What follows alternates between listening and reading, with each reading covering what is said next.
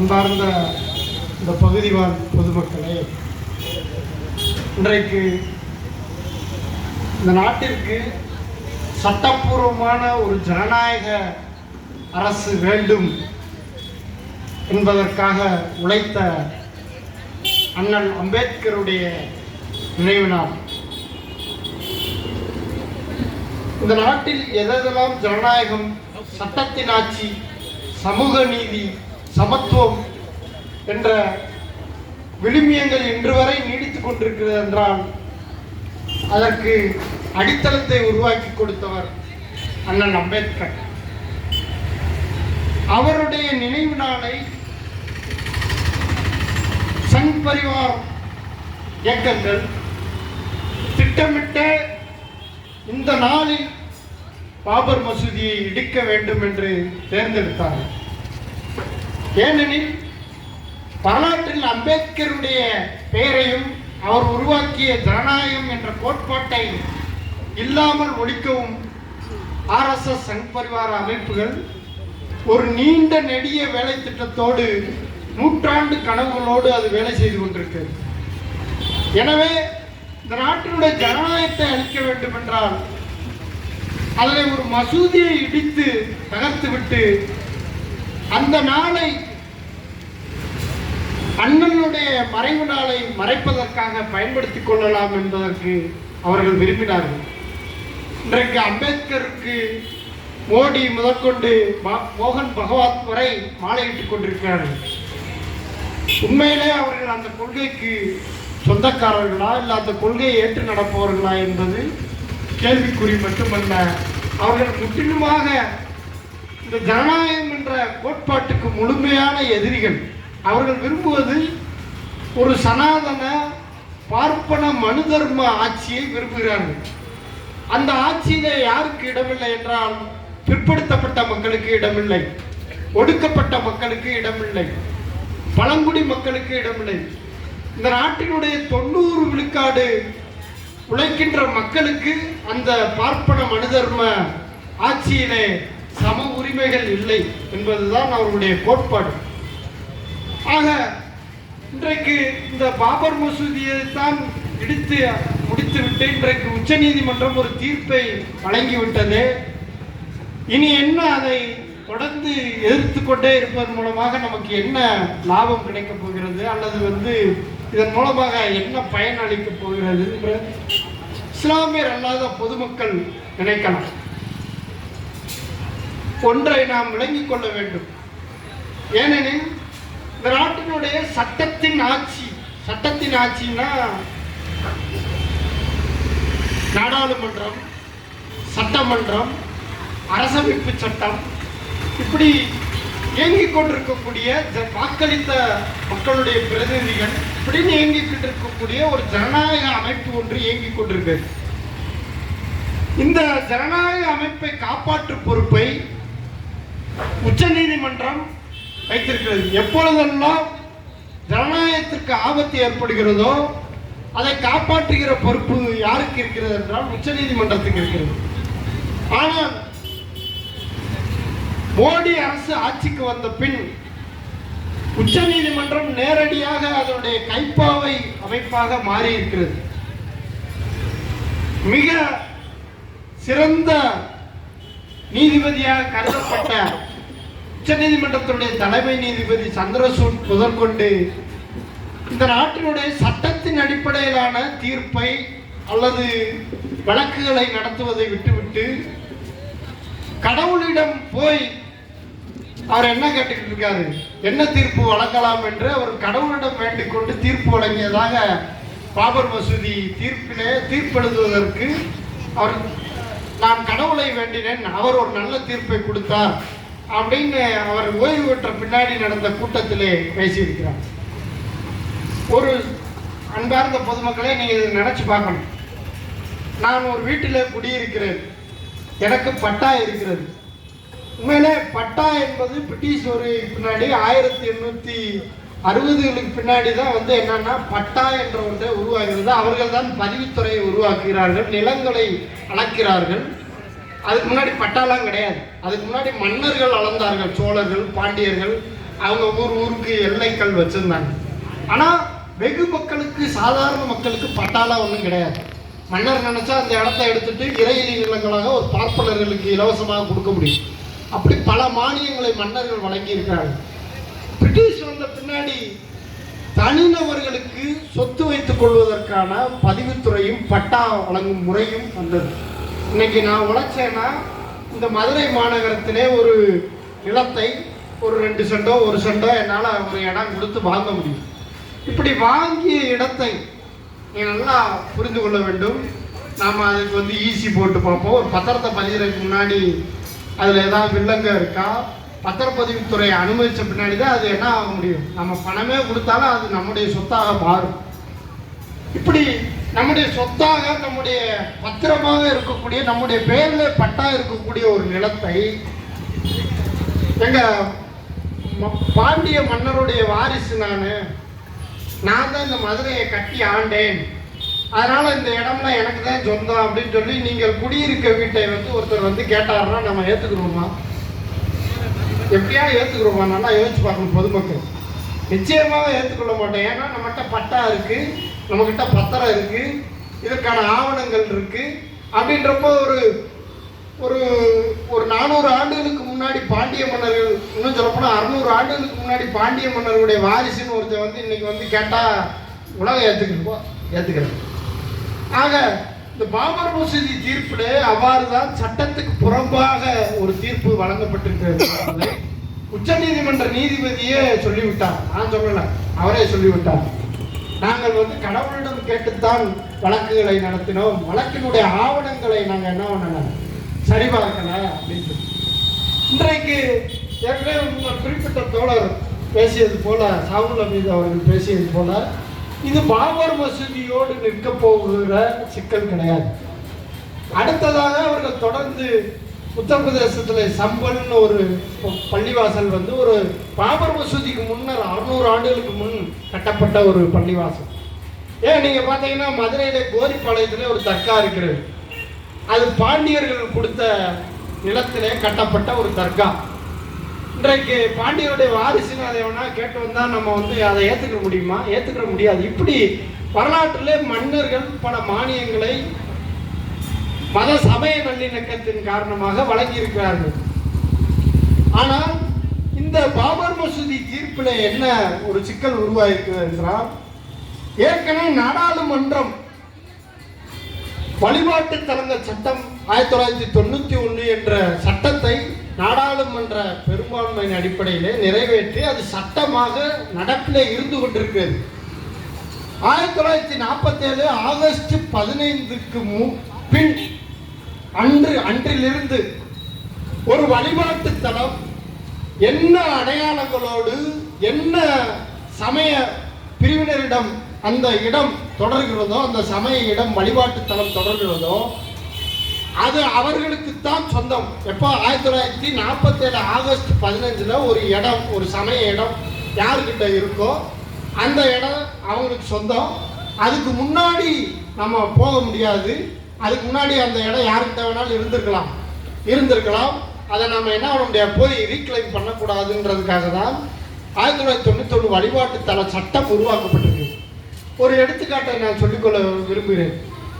மதுரையினுடைய பாண்டியன், கூன் பாண்டியன் கேள்விப்பட்டிருக்கீங்க.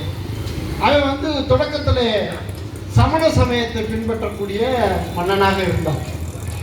திருஞான சம்பந்தர் போய் என்ன பண்றாருன்னா, கூன் பாண்டியனை சமணத்தினுடைய கோட்பாடுகளை, அது கடும் துரோகத்தை முன்வைக்கிறது, அதனால அந்த சமயம் நமக்கு தேவையில்லை, நீ சைவ மதத்துக்கு வந்திருப்பா அப்படின்னு சொல்லி என்ன பண்றாரு, சம்பந்தர் போய் கூன் பாண்டியன், அதுவரை சமண பிரிவை பின்பற்றிருந்த கூன் பாண்டியனை கூட்டு என்னவா மாத்திடுறாரு, சைவரா மாத்திடுறாரு.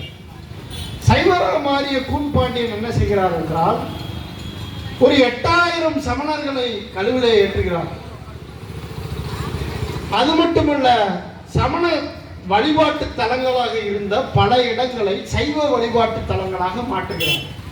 நீங்க இன்னைக்கு கூட பார்த்தீங்கன்னா திருப்பரங்குன்றம் போனீங்கன்னா தெரியும். திருப்பரங்குன்றத்துக்கு பின்னாடி இருக்கக்கூடிய குகை கோயிலில் அங்கே இருக்கக்கூடிய சமண அடையாளம், அதாவது தீர்த்தங்கருடைய தலை உடைக்கப்பட்டு அங்கே என்ன இருக்குன்னா சைவ லிங்க வடிவங்கள் பொருத்தப்பட்டிருக்கும். மலையிலே நீங்கள் போய் பார்க்கலாம். காசி விஸ்வநாதர் தீர்த்தங்கரர் உட்கார்ந்துருப்பாரு, அவர் தலையை மட்டும் உடைச்சிருப்பாங்க. ஆக வரலாற்றில் மன்னர்கள் அவர்கள் எந்த சமயத்தை பின்பற்றுகிறார்களோ அந்த சமயத்தின் அடிப்படையில் பிற சமயத்தின் மீது தாக்குதல் தொடுப்பதும் அவருடைய வழிபாட்டு இடங்களை பறிப்பதும் மன்னராட்சி காலத்தில் நடந்தது. அதில் மக்களுக்கெல்லாம் ஒரு பங்கும் கிடையாது. ஏன்னு பார்த்தீங்கன்னா, நாம் 1950 அரசமைப்பு சட்டம் வந்த பிற்பாடுதான் கோயிலுக்குள்ளே அனைவரும் போகக்கூடிய உரிமையவே ஏனைய பிற்படுத்தப்பட்ட ஒடுக்கப்பட்ட மக்கள் பெற்றிருக்கிறார்கள். இதே மீனாட்சி அம்மன் கோயிலில் 1927 கோயில் நுழைவு போராட்டம் நடந்திருக்கு. யாரும் பார்த்தீங்கன்னா நீங்கள் நினச்சி பார்க்க கூட முடியாது. நாடார்களையும் பல்லர் சமூக மக்களையும் கோயிலுக்குள்ளே அழைத்து கொண்டு அன்றைக்கு கோயில் நுழைவு போராட்டத்தை நடத்தி இருக்கிறாங்க. அப்போ 1927 வரைக்கும் என்ன கிடையாதுன்னா, நாடார்கள் கோயிலுக்குள்ளே நுழைய முடியாது. கமுதி கோயில் நுழைவு போராட்டத்தை பார்த்தீங்கன்னா தெரியும். 1890களில் நடந்த போராட்டம். லண்டன் ப்ரொவின்சி கவுன்சில் வரைக்கும் போனாங்க. போய் அவங்களுக்கு என்ன கொடுக்கலாம்? மனுவாத சட்டங்கள் நாடார்களை தீண்டாதவர்கள் என்று சொல்கிறது, அவர்களை கோயிலுக்குள்ளே விடக்கூடாது என்று சொல்கிறது என்று 1906 மனு சட்டத்தின் அடிப்படையில் லண்டன் ப்ரொவின்சி கவுன்சில் தீர்ப்பு கொடுக்குது. ஆனால் நீதி கட்சி வந்த பிற்பாடுதான், இந்து சமய அறநிலைத்துறை உருவாக்கிய பிறகுதான் அனைவரும் கோயிலுக்குள்ளே போவதற்கான தடையை 1931 பின்னாடி அவங்க நீக்கிறாங்க.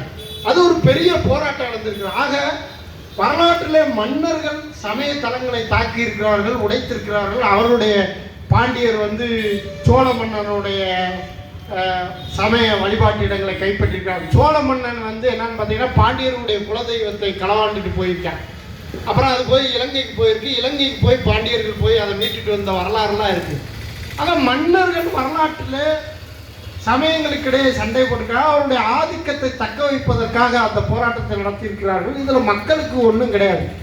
ஆனால் மன்னராட்சியிலே நடந்த வரலாற்றுக்காக இன்றைக்கு வாழக்கூடிய மக்களுடைய வழிபாட்டு இடங்களையும் வாழ்விடங்களையும் ஒருவர் குறிவைத்து தாக்கினார்கள் என்றால் அவருடைய நோக்கம் என்னன்றதை நாம் ஆழமாக பார்க்கணும்.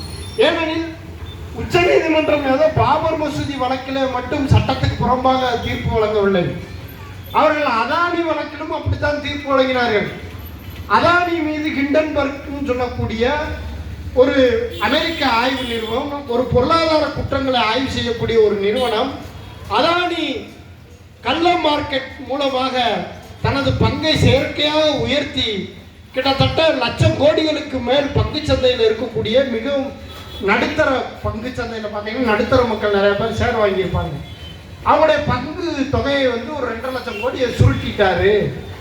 ஒரே நாளில் அதானியுடைய பங்கு வீழ்வது போல் உயர்வது போல் உயர்ந்து வீழ்வது போல் வீழ்ந்து போயிடுச்சு. அவர் பல போலி பெயர்களிலே அவருடைய குடும்பத்தார்களை வைத்துக்கொண்டு என்ன பண்ணியிருக்காரு? போலியாக பங்குகளை வாங்கியிருக்கிறார், போலியாக கூடுதல் மதிப்புக்கு வித்திருக்கிறார். இதை அந்த கிண்டன்பர்க் ஆய்வு நிறுவனம் தெளிவான ஆதாரங்களுடன் வெளியிட்டிருக்கிறது. அது மட்டும் கிடையாது, இன்றைக்கு அமெரிக்க புலனாய்வு நிறுவனம் சோலார் நிறுவன சக்திக்காக சோலார் சக்தி இதில் அரசுகளுக்கு அதானி லஞ்சம் கொடுத்திருக்கிறார். அமெரிக்க அரசுக்கே அவர் லஞ்சம் கொடுத்திருக்கார். இந்தியாவில் இருக்கக்கூடிய மாநிலங்களுக்கு அவர் லஞ்சம் கொடுத்திருக்கிறார் என்ற செய்தியை இன்றைக்கு வெளியிட்டிருக்கிறார்கள். அதானி மீது அமெரிக்காவிலே வழக்கு பதிவு செய்யப்பட்டிருக்கிறது. ஆக இந்த வழக்கை விசாரிக்க வேண்டிய உச்சநீதிமன்றம் என்ன செய்திருக்க வேண்டும்? அவர்கள் மீது நடவடிக்கை எடுக்கவில்லை. அவருக்கு ஒத்துழைத்த செபியினுடைய தலைவர் மீது ஒரு சாதாரண எஃப்ஐஆர் கூட பதிவு செய்யப்படவில்லை. அப்ப நாட்டினுடைய செல்வ வளங்கள் திருடு போவதை உச்சநீதிமன்றம் ஆதரித்திருக்கு. அது மட்டும் கிடையாது, இன்றைக்கு உழவர்கள் கிட்டத்தட்ட ஒரு 600 பேர் போராடினாங்க. பஞ்சாப் உழவர்கள் டெல்லியை முற்றுகையிட்டு நாடு முழுக்க உழவர்கள் திரண்டு அந்த போராட்டத்துக்கு ஆதரவு தெரிவித்தார்கள். அந்த வேளாண் சட்டம் அரசமைப்பு சட்டத்துக்கு விரோதமாக மாநில பட்டியலில் உள்ள ஒரு பொருண்மைக்கு ஒன்றிய அரசு சட்டம் கொண்டு வர முடியாது.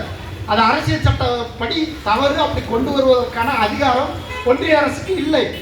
ஆனால் தன்னுடைய உற்ற நண்பனாக இருக்கக்கூடிய அதானி அம்பானி அவங்க கோச்சுக்குருவாங்களே, அதனால இந்த நாட்டினுடைய வேளாண் நிலங்களை வேளாண்மை உற்பத்தி பொருள்களை, உணவுப் பொருட்களை கைப்பற்றுவதற்கு, அதானி நிறுவனம் கைப்பற்றுவதற்கு ஒரு சட்டத்தை நாடாளுமன்றத்திலே அவர்களுக்கு இருக்கக்கூடிய பெரும்பான்மையை வைத்து கொண்டு வந்தார்கள்.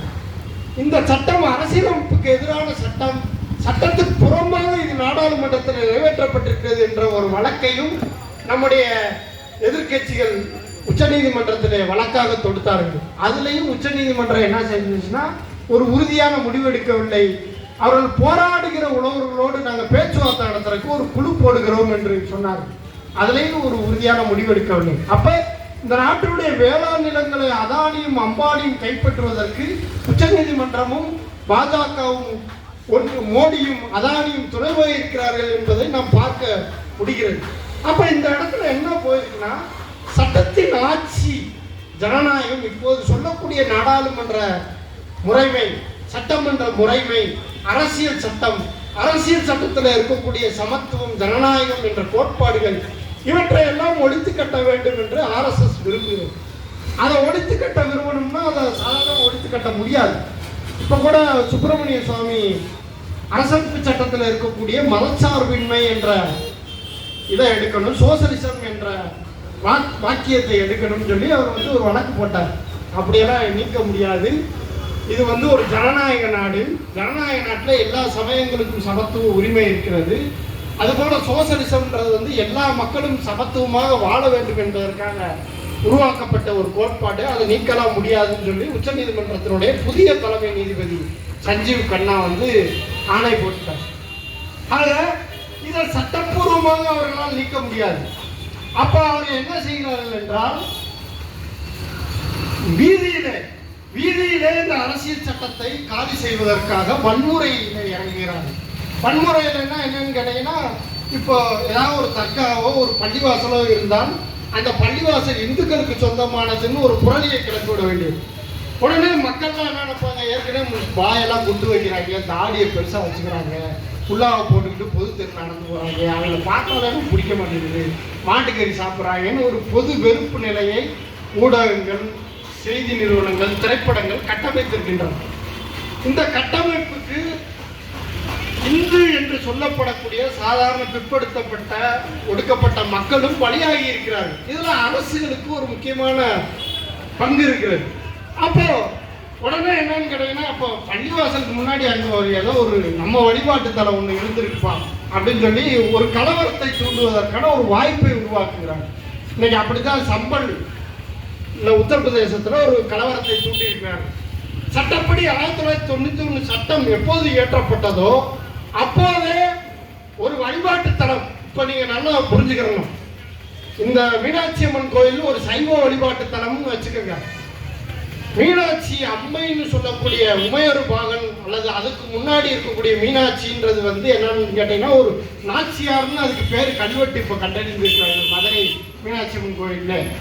நாச்சியார்ன்றது ஒரு நாட்டார் தெய்வ வழிபாடு. நம்ம ஊர்ல கறி வெட்டி கடா வெட்டி சமைக்கிற பாருங்க, அது மாதிரி ஒரு நாட்டார் தெய்வ வழிபாடு. இப்ப போய் நம்ம மீனாட்சி அம்மன் கோயில போய் கிடா வெட்டோம்னு சொன்னா அதை யாராவது ஏத்துக்கிறோமா? யாருமே ஏத்துக்கிற மாட்டோம். நான் கூட ஏத்துக்கிற மாட்டேன். எனக்கு கடவுள் நம்பிக்கை இல்லை, ஆனா நான் அதை ஏத்துக்கிற மாட்டேன். ஆனா அப்போ இது போல இப்ப என்ன வழிபாட்டு தலம் என்ன முறையில இருக்கிறதோ அதை பின்பற்றணும் தான் 1901 வழிபாட்டு தலம் சட்டம் சொல்கிறது. அதை மீறுவதற்கு யாருக்கு உரிமை கிடையாது. ஆனா ஒரு முன்சிப் கோர்ட்டு என்ன சொல்றாங்க, போய் ஆய்வு நடத்துங்கன்னு சொல்றாங்க. அப்ப முன்சிப் கோர்ட்டுக்கு யாரு அதிகாரம் கொடுத்தது என்றால் பாபர் மசூதி தீர்ப்புல அவர்கள் என்ன சொல்லிட்டாங்கன்னா 1991 வழிபாட்டு தல சட்டம் ஒரு குறிப்பிட்ட வழிபாட்டு தலம் அதற்கு முன்னாடி என்னவா இருக்கிறது என்ற ஆய்வுக்கு அதை ஆய்வு பண்றதுக்கு தடைப்படுத்தவில்லை என்ற ஒரு தீர்ப்பை சந்திரசூட் தெரிந்தே தவறுகிறார். மட்டுமல்ல, அவர் மோடியினுடைய கைப்பாவையாக இருந்து அந்த தீர்ப்பை வழங்கி இருக்கிறார். இது முதல் சட்டவிரோதம். இன்றைக்கு நீதிமன்றம் முஸ்லிம்களுக்கு மட்டும் ஏதோ அநீதி இழைத்திருக்கிறது என்று பார்க்கக்கூடாது. நான் சொன்னது போல ஏற்கனவே வேளாண் சட்டத்திலே இந்த உச்சநீதிமன்றம் தவறிழைத்திருக்கிறது. நாட்டினுடைய வளங்களை கொள்ளையடிக்கக்கூடிய அதானியினுடைய ஊழல் தொடர்பாக இந்த உச்சநீதிமன்றம் கொள்ளை தவறிழைத்திருக்கிறது. அப்ப ஏற்கனவே இருக்கக்கூடிய சட்டத்தின் ஆட்சியை பாதுகாக்க வேண்டிய நீதிமன்றம் தவறிழைத்துக் கொண்டிருக்கிறது. இந்த தவறுகள் நாட்டிலே எல்லா வகையான குற்றங்களுக்கும் இனி என்ன பண்ணும், வழிவகுக்கும். அவர்கள் இன்னைக்கு என்னன்னா மிக சுலபமான எதிரி யாருன்னு பார்த்தீங்கன்னா முஸ்லீம்கள். முஸ்லீம்களை கை தொட்டா என்ன பண்ணிடலாம்னா பெரும்பான்மை மக்களை என்ன பண்ணிடலாம், இணைச்சிடலாம் அப்படின்னு அவங்க நினைக்கிறாங்க. இதற்கு பெரும்பான்மையான பிற்படுத்தப்பட்ட ஒடுக்கப்பட்ட மக்கள் தங்களை இந்துக்களாக அல்லது இந்துக்கள் அல்லாத நாட்டார் வழிபாட்டை பின்பற்றக்கூடிய சைவ வைணவ பிரிவினர் யாராக வேண்டுமானால் இருக்கலாம். இவர்கள் இந்த வெறுப்பு பரப்புரைக்கு பலியாகக்கூடாது. அது மட்டுமல்ல, இந்த சட்டத்தின் ஆட்சி ஜனநாயகம் என்ற கோட்பாடுகள் இருக்கும் வரைதான் நாம் இந்த பேசுகிற உரிமையே நமக்கு இருக்கிறது. இங்க இந்த அம்மா காய்கறி வித்துட்டு இருக்காங்க, நாளைக்கு உங்களை திடீர்னு வெளியேற்ற சொன்னா என்ன பண்ணுவோம், அவங்களுக்கு உரிமை இருக்கிறது. வீதியில வணிகம் செய்வதற்கு அதற்கு ஒரு சட்டம், நாடாளுமன்ற சட்டம் இருக்கிறது. அப்ப அவங்க நீதிமன்றத்துக்கு போக முடியும். அப்ப இதெல்லாம் ஏன் இருக்குன்னா இந்த சட்டம் நடைமுறையிலே இருப்பதன் காரணமாகத்தான் நாம் இதெல்லாம் செய்ய முடியும், இந்த உரிமைகளெல்லாம் கேட்க முடியும். இந்த ஜனநாயகம் என்ற உரிமைகள் இன்றைக்கு முஸ்லீம்களுக்கு பறிபோகுமானால் நாளைக்கு நமக்கும் அந்த கத்தி நம்முடைய தலைக்கு மேலும் தொங்கிக் கொண்டிருக்கிறது. RSS அதை நோக்கி சென்று கொண்டிருக்கிறது. இந்த நாட்டினுடைய அரசியல் சட்டத்தை மாற்றி ஜாதிய ஏற்றத்தாழ்வுகள் நிறைந்த ஒரு மனுவாத சட்டத்தை நிறுவுவதற்கு அவர்கள் முயற்சி செய்து கொண்டிருக்கிறார்கள். அப்படியான முயற்சியினுடைய தாக்குதலாகத்தான் அவர்கள் பாபர் மசூதியை அண்ணனுடைய நினைவு நாள் அன்று இடித்தார்கள். எனவே இந்த அநீதி களையப்பட வேண்டும். ஏற்கனவே இருக்கக்கூடிய வழிபாட்டு தல சட்டங்களிலே எந்த விதமான மாற்றங்களையும் செய்யக்கூடாது. அதற்கு ஆட்சியிலே இருக்கக்கூடிய மாநில அரசுகளாக இருந்தாலும் ஒன்றிய அரசுகளாக இருந்தாலும் இந்த சட்டத்தை மீறுவதற்கு எந்த வகையிலும் வாய்ப்பை வழங்கக்கூடாது என்பதை இந்த நேரத்தில் சொல்லிக்கொண்டு எனக்கு வாய்ப்பளித்த தோழமை நன்றி சொல்லி விடுகிறேன்.